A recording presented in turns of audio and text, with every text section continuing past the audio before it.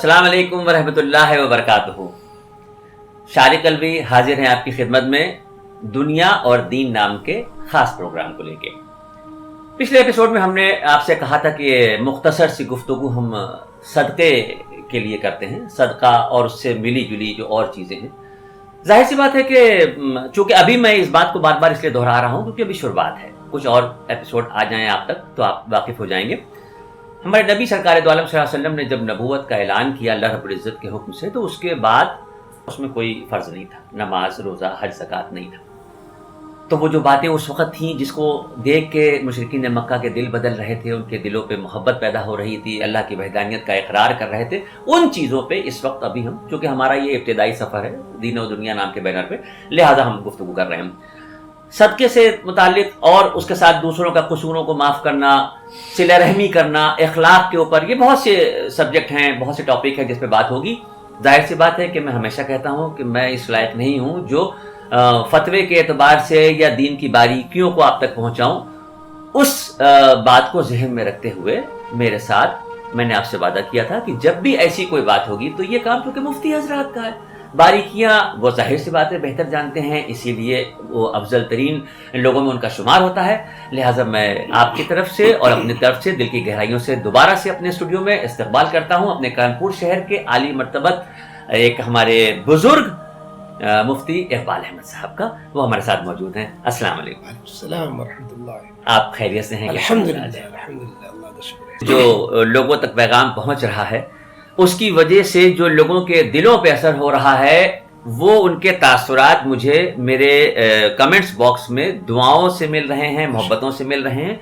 और आपके लिए भी खुसूसी तौर पे हमारे कुछ करीबी जानने वाले हैं जिन्होंने ये मैसेज दिया और ये पैगाम दिया कि आप तक ये बात पहुंचा दी जाए कि बहुत मुतमईन हो रहे हैं क्योंकि बहुत अच्छे और मुख्तसर से लफ्ज़ों में बड़ा अच्छा लोगों तक पैगाम पहुंच रहा है। आज हम लोग कोशिश करते हैं कि चूँकि अभी जैसे कि मैंने कहा कि नबूवत के ऐलान के बाद जब कोई फ़र्ज़ नहीं था तो गुमराही इतनी ज़्यादा मक्के में थी कि लोग बात बात पे झगड़े करने लगते थे। और हमारे नबी उस वक्त वो पैगाम लेके चल रहे थे जिसमें अल्लाह रब्बुल इज़्ज़त की वहदानियत का इकरार कराया जा रहा था। कोई जबर नहीं, लोग मुतासिर हो रहे थे, लोगों के दिल बदल रहे थे। मुझे लगता है कि चूँकि कुरान पाक में अल्लाह रब्बुल इज़्ज़त ने ये इरशाद फरमाया कि मैंने अपने नबी को नमूना कामिल बना के दुनिया में भेजा, और शायद कुरान में एक जगह यह भी कहा अपने बंदों से कि अगर तुम मुझसे मोहब्बत करते हो तो मेरे नबी की इत्तिबा करो। यानी हमको ये बता दिया गया कि कुरान का नुज़ूल आसमानों से हो रहा है, लेकिन जिंदगी जीने का जो परफॉर्मा है हमारा, जो पैटर्न है हमारा, उसका जो प्रैक्टिकल नज़ारा देखना हो वो नबी की जिंदगी से। तो जाहिर सी बात है कि हमें जब तक कोई फर्ज नहीं हुआ उस वक्त तक की क्या चीजें थी वो देखना होगा। मेरे जहन में आया कि सदक़े के मौजू पे आज आपसे बात की जाए। और सदका एक लफ्ज़ ऐसा है जिससे मुझे लगता है कि 3 शाखें निकल रही हैं, ज़कात, खैरात और सदका। ये 3 चीज़ें हैं, ये तीनों एक ही लफ्ज़ हैं, अलग अलग अंदाज में पुकारा जा रहा है, या तीनों के मायने अलग हैं, या तीनों में अफजलियत किसमें है। यहां से शुरू करते हैं। बिस्मिल्लाहिर्रहमानिर्रहीम। इंसान के पास जो कुछ भी माल और दौलत है वो इंसान की अपनी नहीं है, अमानत है, अल्लाह की दी हुई है। और अल्लाह ताला ने माल के लेन से कुछ हुकूक रखे हैं, गरीबों के हुकूक रखे हैं, रिश्तेदारों के हुकूक रखे हैं, आम इंसानों के हुकूक रखे हैं, हत्ता कि जानवरों के हुकूक रखे हैं। तो ज़कात साल में एक मरतबा साहिब हैसियत मालदारों पर फ़र्ज़ की जाती है, मखसूस मालों में, मखसूस शराइत के साथ। तो ज़कात तो एक ख़ास फरीज़ा है जो नबी करीम अलैहिस्सलातु वस्सलाम की हिजरत फरमाने के बाद मुसलमानों पर फ़र्ज़ किया गया। और आमतौर पर मुसलमानों की माली हैसियत मदीने में जाकर ही कुछ बनी है, मक्का मुकर्रमा में तो नौबत कुछ दूसरी थी। तो बहरहाल तो ज़कात वो एक माली फरीज़ा है जो अल्लाह रब्बुल इज़्ज़त ने एक साहिब हैसियत जो तकरीबन कम से कम 52.5 तोला चांदी की मालियत का मालिक होता है, और या उसके पास सोना हो एक मकदार में 7.5 तोला सोने की मकदार में, या जो है उसकी रकम उसके पास हो, या मखसूस तिजारत के चीज़ें हो, باقی اور ضرورت کے سامان وغیرہ ہٹانے کے بعد، قرضے وغیرہ ہٹانے کے بعد، سال میں ایک مرتبہ 40واں حصہ یعنی 2.5% جو مالداروں کو کہا گیا کہ وہ نکال کر کے اپنے غریب مسلمان بھائیوں کو دے، یہ زکوٰۃ کہلاتی ہے. جبکہ صدقہ جو ہے ایک عام عبادت، مالی عبادت ہے، جس میں کوئی مقدار شرط نہیں ہے، جس میں کوئی سال کا گزرنا شرط نہیں ہے، اور اس میں مالدار ہونا بھی شرط نہیں ہے. ہاں یہ بہت اہم بات ہے. مالدار ہونا بھی شرط نہیں ہے، اور اس میں مخصوص مالوں کا ہونا بھی شرط نہیں ہے. نہ سال گزرنا شرط ہے، نہ مخصوص مال شرط ہے، نہ صاحب حیثیت، بلکہ غریب سے غریب شخص بھی اپنی حیثیت کے مطابق اللہ نے اس کو 1000 روپے دیے ہیں، اس میں 1 روپیہ وہ دے گا، وہ صدقہ ہے. میرے خیال سے قرآن کی یہ آیت یہاں پہ آتی ہے نا کہ الذین ينفقون فی السراء والضراء. ہاں، کہ اگر وہ غربت میں بھی دے رہے ہیں تو غربت میں بھی جو دے رہے ہیں وہ بھی صدقہ ہے. تو صدقے کے لیے کوئی شرائط نہیں ہوتے، اور صدقہ تھوڑی سی چیز کا بھی ہو سکتا ہے، اس میں نہ کوئی مقدار مقرر ہے، نہ اس میں مالدار ہونا شرط ہے. کیا ایسا بھی کہا گیا ہے کہ مومن کا ادنا ترین صدقہ یہ ہے کہ وہ مسکرا کے بات کرے؟ ہاں، صدقے کو اور پھیلایا گیا. نبی رحمت صلی اللہ علیہ وسلم سے ایک مرتبہ سوال کیا گیا کہ اگر کسی کے پاس دینے کو کچھ مال نہ ہو تو وہ کیا کرے؟ فرمایا کوشش کرے کچھ کمائے، اپنے لیے بھی رکھے اور دوسروں پر بھی خرچ کر دے. فرمایا اگر یہ بھی ممکن نہ ہو، صحت اس قابل نہ ہو، صحت اس قابل نہیں، تو فرمایا کہ کسی کا کام بنا دے، کسی محتاج کے کام آ جائے، اس کو کہیں اسپتال میں کسی بیمار کو لے جانا ہے، کسی کی خدمت، جسمانی خدمت، یہ بھی صدقہ ہے. فرمایا کہ اگر اس لائق بھی نہیں شخص ہے، رسول اللہ صلی اللہ علیہ وسلم نے فرمایا، تو پھر اس کو اس کے کچھ نیکی کی بات بتا دے، کسی کو نیکی کی بات بتا دے، صحیح سجھاؤ دے دے. ہم لوگ یہ صدقے کا کام کر رہے ہیں الحمدللہ. یہ مطلب صحیح سجھاؤ دے دینا، صحیح باتیں بتا دینا، یہی کر دے. اور پھر یہ بھی فرمایا کہ اگر کسی کے پاس ایسے وسائل نہیں ہیں یا کوئی، تو فرمایا کہ کم از کم اپنے شر سے دوسرے کو محفوظ رکھے، یہ بھی صدقہ ہے. مطلب یعنی میری ذات سے کسی کو تکلیف نہ ہو. یہ بھی ایک بڑی بات ہوتی ہے کہ آج انسان جو ہے دوسروں کے لیے کتنی اذیتوں کا سبب بن رہا ہوتا ہے. پڑوسی اذیت ہم سے محسوس کر رہا ہے، قریب والا ہم سے اذیت محسوس کر رہا ہے، رشتہ دار ہم سے تکلیف میں ہے. یہ سب جو ہے اگر یہ سوچ لے کہ رشتہ داروں کو ہم سے راحت ہو، پڑوسی کو ہم سے راحت ہو، یہ سب صدقے میں آ جائے گا. تو صدقے کا ایک وسیع مفہوم بھی ہے. حالانکہ عام طور پر صدقے کا لفظ جو بولا جاتا ہے تو اس سے ایک مالی صدقہ، لیکن مالی صدقہ سب کرنے کی پوزیشن میں نہیں ہے. تو اس صدقے کا ثواب کیسے حاصل کریں، یہ اس کے لیے آپشن دے دیے کہ تم کو بھی صدقے کا ثواب مل جائے گا. اس طریقے سے تم اپنے کو صدقہ دینے والوں میں شامل کر سکتے ہو.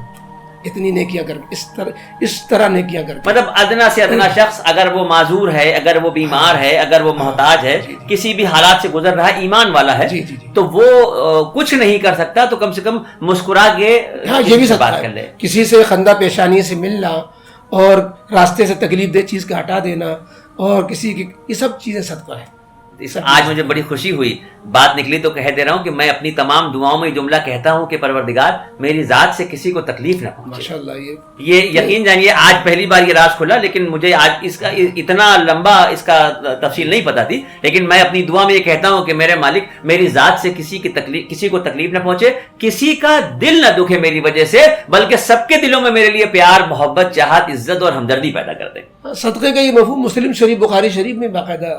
اچھا، اب یہ جو ابھی ہم نے پچھلے ایپیسوڈ میں لوگوں کو اپنے حساب سے مختصر سی بتانے کی کوشش کی تھی کہ اس کی جو الگ الگ کیٹیگری ہے، عام طور پہ ایک بڑا عجیب سا جملہ ہے، اور دیکھیں مجھے لگتا ہے کہ اس جملے کو صرف ذرا سا بدل کے کہہ دینے میں اس کی میننگ بدل جائے گی. جیسے اکثر لوگ یہ کہہ دیتے ہیں کہ امی تو ہمارے پاس رہتی ہیں. یہ ایک عام سا جملہ ہے. جیسے والد کا انتقال ہو گیا یا دونوں اگر ہیں تو وہ کہہ دیتے ہیں کہ نہیں والدین تو ہمارے پاس رہتے ہیں.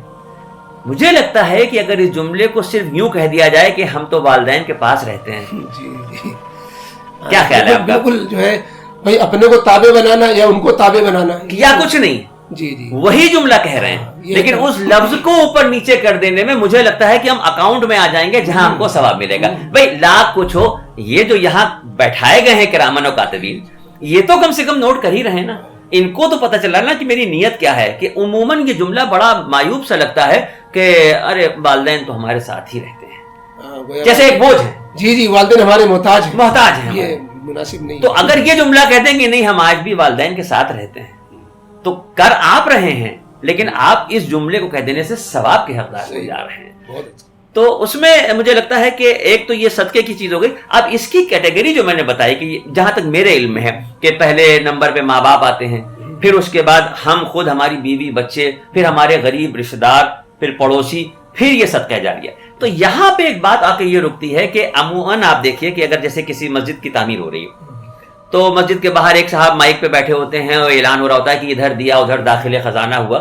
یہ بھی کہا گیا کہ کسی نے اگر ایک اینٹ دی تو اللہ نے کسی نے چڑیا کے گھونسلے کے برابر مدد کی. تو اب سوال یہاں پر یہ آیا کہ افضلیت جو آ رہی ہے وہ ماں باپ کی فکر, خاندان کی فکر, اور یہ بڑی تعداد میں یہ دیکھا گیا ہے کہ لوگ بڑا اماؤنٹ جو ہے وہ اپنے جذبے سے, ایمان کی حرارت سے, اپنے اعمال کو بہتر کرنے کے نظریے سے مسجد کی طرف دیتے ہیں, اور یہ دیکھتے ہی نہیں ہیں کہ ان کے خاندان کے لوگوں کا کیا حال ہے. جی. تو کیا اس میں ان کے ادھر اجر میں کوئی کمی ہوگی یا ادھر سے کوئی پکڑ ہوگی؟ کیونکہ جو کیٹیگری آ رہی ہے اس میں مسجد اور مدرسے سے اوپر والے میں پڑوسی آ رہے ہیں, ان کے اوپر والے میں خاندان والے آ رہے ہیں, اور اس کے اوپر میں خود آ رہے ہیں, پھر ماں باپ آ رہے ہیں سب سے اوپر.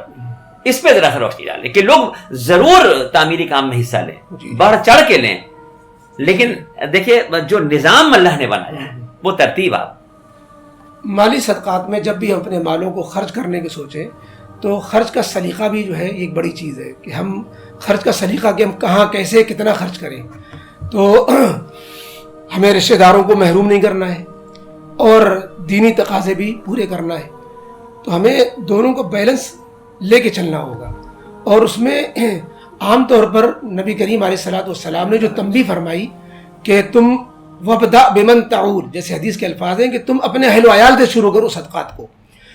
اصل میں جب اہل و عیال پہ انسان خرچ کرتا ہے تو ایک طرف نیکی کا ذہن نہیں جاتا ادھر, اس میں کوئی نیکی کا ذہن نہیں جاتا, اور دوسرے عام طور پر رشتہ داروں پہ خرچ کرنے میں کوئی ریٹرن نہیں ملتا, یعنی ان کی طرف سے شکریہ دنیاوی اعتبار سے.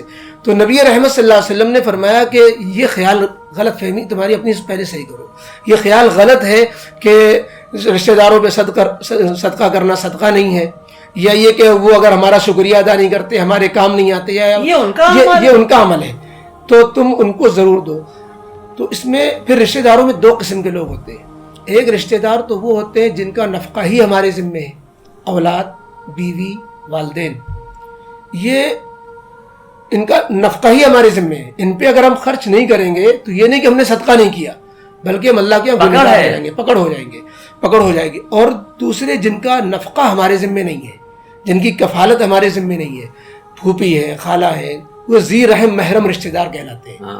ان کے لیے نبی کریم علیہ السلام نے فرمایا کہ عام طور پر ادھر ذہن نہیں جاتا کہ ان کو دینا بھی کوئی کار خیر ہے, تو ان کو ذہن میں رکھتے ہوئے خرچ کرو, اس لیے کہ نفقہ تو ہمارے ذمے ہے نہیں, اور ہم جو ہے صدقہ کرنے میں غریبوں کو ڈھونڈ رہے ہوتے ہیں.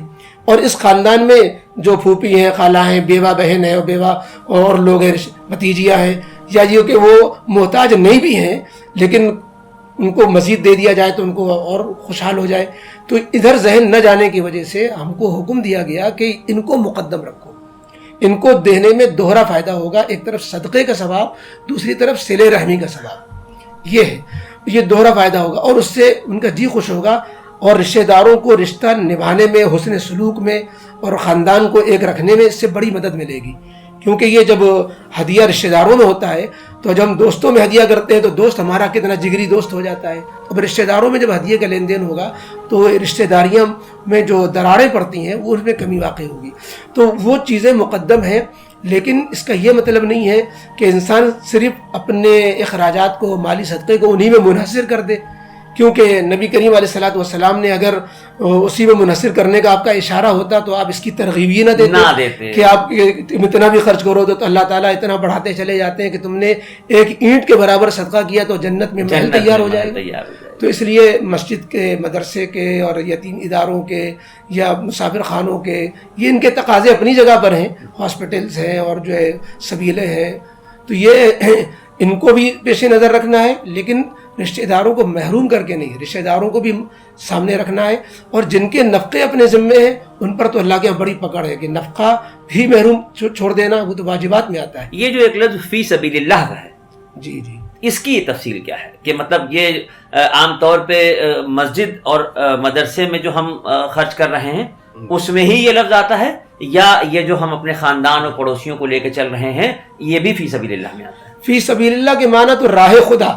اب راہ خدا میں دینے میں نیت انسان کی شامل ہوتی ہے کہ ہم نے اللہ کے واسطے جو بھی دیا، اللہ کے واسطے مسافر کی خدمت کی، اللہ کے واسطے پڑوس کو دیا، اللہ کے واسطے. تو جب ہم اللہ کے واسطے کی نیت سے کسی کے ساتھ کر رہے ہیں تو پھر ہمیں یہ امید بھی نہیں رکھنا چاہیے کہ ہمارا شکریہ ادا کریں. ظاہر ہے.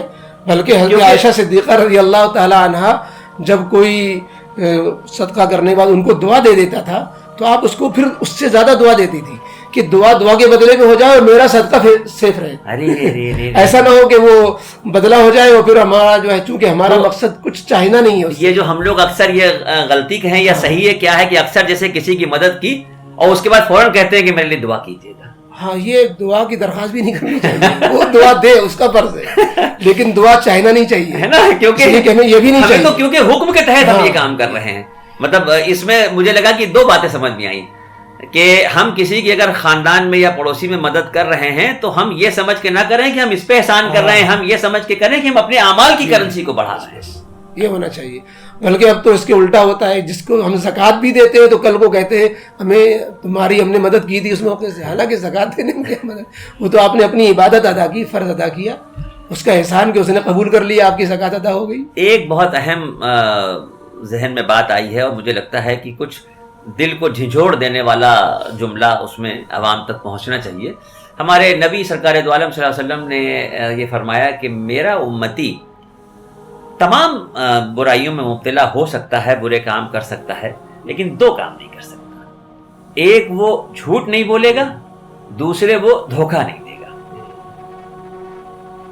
میرے کہنے سے کیا فائدہ، سروے کرا کے دیکھ لیا جائے کہ امت اس دونوں لفظوں میں کس جگہ پہ ہے. تو یہ جو ہمارا شکوہ ہے کہ ہم بہت پریشان ہیں، لاک ڈاؤن کے بعد کا حالات ہے، کسی کی نوکری چلی گئی، کسی کے کاروبار پہ اثر پڑ گیا، تو یہ شکوہ ہم کرنے کے حقدار ہیں کہ ہم کیا کر رہے ہیں. بھئی ہم تو دیکھا جائے تو اس جملے سے تو ویسے ہی ریجیکٹ کر دیے گئے. ہمارے نبی نے فرمایا ہے کہ ہمارا امتی انسانی فطرت کے اعتبار سے بہت سارے برائیاں ہیں، بہت سے برے کام کر سکتا ہے، لیکن میرا امتی دو کام نہیں کر سکتا. ایک جھوٹ نہیں بولے گا اور دوسرے دھوکہ نہیں دے گا. تو اگر یہ دونوں کام کوئی کر رہا ہے، ہم کر رہے ہیں، تو میرے خیال سے وہ امتی والی لسٹ سے ہی باہر ہو گئے. جب اس سے باہر ہو گئے تو پھر شکوہ کس بات کا؟ اور ڈرنے کی بات ہے، اس لیے کہ یہ امت گویا کہنا چاہیے اپنے نبی سے باغی ہو رہی ہے. بڑی خطرناک بات ہے. اس کی پکڑ پہ یا اس کے خوف کے اعتبار سے کچھ بتائیے، کیا پتا کس کا دل بدل جائے، کیا پتا کس کو یہ احساس ہو جائے کہ نہیں آج سے ہم جھوٹ نہیں بولیں گے، آج سے ہم دھوکہ نہیں دیں گے. اچھا، دھوکہ دینے میں بھی بہت سی چیزیں، مجھے لگتا ہے کہ مختصر سے پہلے اس کے اوپر کچھ ہو جائے. پھر ایک چیز اور ہے کہ اما عائشہ نے فرمایا کہ نبی نے یہ فرمایا کہ وعدے کا مطلب یہ ہے کہ جیسے کسی کا ہاتھ تم نے پکڑ لیا، اور اس وقت وعدے کا عالم یہ ہے کہ مطلب صرف وعدہ خلافی پہ ہی بڑے سے بڑا معاملہ جو ہے وہ عام آدمی کی زندگی میں چل رہا ہے. جی تو اس پہ جھوٹ اور دھوکہ یہ گویا ایسے گناہ ہے جس سے انسانیت کو نقصان پہنچتا ہے. اصل میں کچھ گناہ تو ایسے ہوتے ہیں کہ ہم نے اللہ کا حکم توڑ دیا، نماز نہیں پڑھی، روزہ نہیں رکھا اور تلاوت نہیں کی، تو اس میں ہم نے اپنا نقصان کیا کہ ہم نے اللہ کو راضی کرنے والے اعمال سے غفلت برتی، اس میں کوتاہی کی. لیکن جب ہم کسی کو دھوکہ دے رہے ہوتے ہیں تو اس کی حق تلفی کر رہے ہوتے ہیں، حقوق العباد ضائع کر رہے ہوتے ہیں. اللہ رب العزت ایک مرتبہ اپنے گناہ معاف فرما دے گا، میدان محشر میں کہے گا جاؤ ہم نے اپنے گناہ چھوڑ دیے. لیکن جو تم نے انسانوں کا جو حق تلفیاں کر رکھی ہیں، کسی کو دھوکہ دے رکھا ہے، وہ ان سے جا کے معاف کراؤ. وہاں جا کے وہ کہے گا ہم معاف نہیں کرتے، تمہاری نیکیاں لیں گے اس کے بدلے میں، تو بڑا خسارہ سامنے آئے گا. ادھر اللہ کے رسول صلی اللہ علیہ وسلم جو فرمات دیا کہ ہماری امت سارے کام کر سکتی یہ نہیں کر سکتی ہے، تو اللہ کے نبی بھی چہرہ پھیر لیں تو بڑی خطرناک بات ہوگی. اس لیے پھر بچا کیا میدان محشر میں؟ ہمیں جو ہے بہت زیادہ اس سے توبہ کرنی چاہیے اور یہ بار بار اس کو سوچنا چاہیے کہ اللہ کے نبی کو ناراض کرنے والا ہم کوئی عمل نہ کریں، اور اپنے کو کم از کم اس لائق تو رکھیں کہ اللہ کے نبی علیہ الصلوۃ والسلام کے سامنے ہم گویا چہرہ دکھا سکیں، اور اللہ کے نبی ہم سے جو ہے منہ نہ پھیر لیں کہ تم نے کیا ہم کو جو ہے کیا گد بنائی تھی امت کی، کیا تم نے گد بنائی تھی ہمارے دین کی، لوگوں میں کیا تاثر تھا مسلمانوں کے اعمال کو لے کر کے. اور یہ یقینی بات ہے کہ آج امت مسلمہ کا زیادہ، یعنی لوگوں کے ذہنوں میں جو امت مسلمہ کا تصور ہے وہ تصور ہی نہیں جو ہمیں نبی کریم علیہ الصلوۃ والسلام جو ہمیں بنا کے گئے تھے، جو تمہاری تربیت کر کے گئے تھے، اور انسانیت کو جس سطح پہ چھوڑ کر گئے تھے اخلاقیات کے اعتبار سے، آج ہم اتنی نیچی سطح پہ چلے گئے کہ ہم اس دائرے میں نہیں رہ گئے کہ ہم امتی کہلا سکیں، مسلمان کہلا سکیں، اور ہم یہ کہلا سکیں کہ ہم اسلام کی کوئی تصویر پیش کر رہے ہیں۔ آج تو بالکل مخالفانہ تصویر پیش کر رہے ہیں۔ کیا میرے خیال سے میں نے اکثر یہ جملہ کہا ہے، کیا یہ دعا مناسب ہے کہ جب مومن اللہ کی بارگاہ میں نماز کے بعد یا کسی بھی نیک کام کے بعد دعا کے لیے ہاتھ اٹھائے تو یہ جملہ کہتے کہ پروردگار عالم، اس دور کے حساب سے یہ بہت اہم دعا ہے کہ اے اللہ مسلمان کو مسلمان بنا دے۔ جی جی، جو نام کے مسلمان ہے کام کے مسلمان ہو جائے، اور نام والوں کی تعداد بڑی تعداد میں دکھ رہی ہے۔ ہم لوگ خود اگر اپنی حرکتیں دیکھیں تمام، مجھے لگتا ہے کہ یہاں پر ایک بات ذہن میں یہ آئی کہ دو موقع ہوتے ہیں۔ ایک تو یہ ہے کہ ہم کوئی برا کام کرنے کے لیے جا رہے ہیں اور آپ ہمارے عزیز ہیں، ہمدرد ہیں، محبت کرتے ہیں، اور آپ نے روک دیا کہ نہیں شارق، تمہیں میری دوستی کا واسطہ، تمہیں میرے رشتوں کا واسطہ، گزرے ہوئے وقتوں کے سلوکوں کا واسطہ، میں تمہیں جاننے کے بعد اس کام کے لیے نہیں جانے دوں گا، اور ہم رکے آپ کے تمام کہنے پہ۔ مجھے لگتا ہے کہ اس سے اوپر کی پوزیشن یہ آتی ہے کہ اگر برے کام کا ارادہ کرنے کے بعد ہم چلنا چاہیں اور میرا اپنا دل روک دے کہ نہیں یہ تم کیا کرنے جا رہے ہو، خوف تمہارے دل سے نکل گیا، یہ تم مسلمان ہو، یہ تم نبی کے امتی ہو، کس بات کے شفاعت کے طلبگار ہو گئے، یہ باتیں ہمارے دل سے دل کو جھنجھوڑا جائے اور روک دیا جائے۔ جب یہ کیفیت پیدا ہونے لگے تب ایسا لگتا ہے کہ نہیں، نبی کریم سرکار دو عالم صلی اللہ علیہ وسلم کے بتائے ہوئے راستوں پہ چلنے کی اگر ہم کوشش کریں تو ہمارے ساتھ سرپرستی ملے گی، انشاءاللہ ہم چل سکتے ہیں۔ یہ بالکل صحیح بات فرمائی آپ نے، لیکن اس میں بھی اپنے دل کا جذبہ یہ بن جائے اور دل ہمارا اس طرح ہم کو جھنجھوڑنے لگ جائے اور سچی باتوں پہ چلنے کی دعوت دینے لگ جائے، غلطیوں پر خود ہمارا دل ہم کو ٹوکنے لگ جائے، اس کے لیے ضروری ہے کہ ہم جو ہے عقل طیب، یعنی پاک مال اور پاکیزہ آمدنی اور پاکیزہ حلال رزق دل کی کیفیت تبھی ایسی ہوگی جب ہم پاک ہوں گے اور پاک حلال روزی کا اہتمام کریں گے، لوگوں کے حرام مالوں سے پرہیز کریں گے، کسی کی لیماری اور اختلفی اور کسی کے مال پر نظر نہیں رکھیں گے، کسی کی وراثت جو ہے نہیں کھائیں گے، بیٹیوں بہنوں کا حق جو ہے ان کا طلب نہیں کریں گے، اور جو ہے تو جب تک ہم اپنے آمدنی کو پاکیزہ نہیں بنائیں گے تو جو حدیث پاک میں بھی آتا ہے کہ جس مال سے انسان کا جسم تیار ہوتا ہے، حرام مال سے اگر انسان کے جسم کی پرورش ہوئی ہے تو اعمال بھی پھر نیک ہو نہیں سکتے۔ تو اپنے اعمال کو نیک بنانے کے لیے اپنی آمدنی کو نیک بنانا ہوگا، حرام سے پرہیز کرنے کے لیے حلال پہ آنا ہوگا، تبھی اعمال بھی حلال ہمارے ہوں گے، ورنہ اعمال بھی ہمارے حرام ہی ہوں گے۔ اس لیے یہ بہت اہم بات ہے، چونکہ صدقے وغیرہ کا ٹاپک چلا تو اس مناسبت سے یہ بات بھی اہم ہے کہ ہم سب اپنے کو جو ہے اعمال کو درست کرنے کے لیے جو ہے اپنے مال کو درست کریں، اپنے اعمال کی درستگی مال کی درستگی پر موقوف ہے۔ جن کی آمدنیاں ہیں، جن کے لین دین ہے، جن کی پیمنٹ ہم نے نہیں دیا، جن کے قرضے مار رکھے ہیں اور جن کے جو ہے وراثت میں حق نہیں دے رکھے ہیں، تو اس پر نظر ڈالیں کہ دنیا میں یہ مال سب چھوٹ جائے گا، پکڑ اللہ کے یہاں رہ جائے گی اور پھر ہمارے پاس کوئی راستہ نہیں بچے گا۔ تو دنیا کے جو ہے حقوق ہم ادا کریں اور اپنے آمدنیوں کو پاکیزہ بنائیں، یہ بہت اہم بات۔ میں بہت شکر گزار ہوں کیونکہ آج کا دور ایسا ہو گیا ہے، میں نے کئی بار اندازہ کیا کہ اگر کسی موضوع پہ گھنٹے بھر سے یا اس سے زیادہ کی گفتگو کریں تو لوگ دیکھنا نہیں پسند کرتے کہ اتنی دیر کہاں لگے گی۔ تو میں نے یہ سوچا لوگوں کی سہولیت کے اعتبار سے کہ 15-18 منٹ کا اگر ویڈیو بنتا رہے تو اس بات کو ہم یہاں پہ ختم کرتے ہیں، اس یقین کے ساتھ کہ آپ کی دعائیں جیسے مجھے مل رہی ہیں، میں بہت شکر گزار ہوں۔ مفتی صاحب آپ کو دین کے تعلق سے جو باریکیاں بتا رہے ہیں، آپ فیضیاب ہو رہے ہیں، ہم دونوں کے لیے دعا کریں کہ اللہ ہمیں نیک عمل کرنے کی توفیق دے۔ حالانکہ ابھی میں نے یہ بات خود کہی تھی کہ کوئی کام کرنے کے بعد فوراً دعاؤں کی درخواست، لیکن یہاں جو بات ہو رہی ہے وہ چونکہ صرف ذکر خدا اور ذکر نبی کے تعلق سے ہو رہی ہے، تو لہٰذا اگر آپ کو یہ اچھا لگا ہو پروگرام تو ظاہر سی بات ہے کہ آپ گھر بیٹھے ثواب کے حقدار کیسے ہو سکتے ہیں، اس کے لیے آپ اس کو شیئر کر دیں دوسروں کو، آپ سبسکرائب کریں، لائک کریں تاکہ اور لوگوں تک پہنچے۔ دین کی بات ہے، اگر آپ کے دل کو چھو رہی ہے تو نہ جانے آپ کی طرف سے کہاں پہنچے اور کس کا دل بدل جائے۔ بہت شکریہ آپ سب کی محبتوں کا۔ اس یقین کے ساتھ مفتی صاحب میں آپ سے اجازت لیتا ہوں کہ انشاءاللہ بہت جلد اگلے ایپیسوڈ میں اسی طریقے کے روزمرہ کی زندگی سے جڑی ہوئی باتیں جو ہیں ان کے مسئلے مسائل کو لے کے دوبارہ سے حاضر ہوں گے۔ تب تک کے لیے ہمیں اجازت دیجیے، آپ کی محبتوں کا شکر گزار ہوں، آپ کی دعاؤں کا طلبگار۔ السلام علیکم۔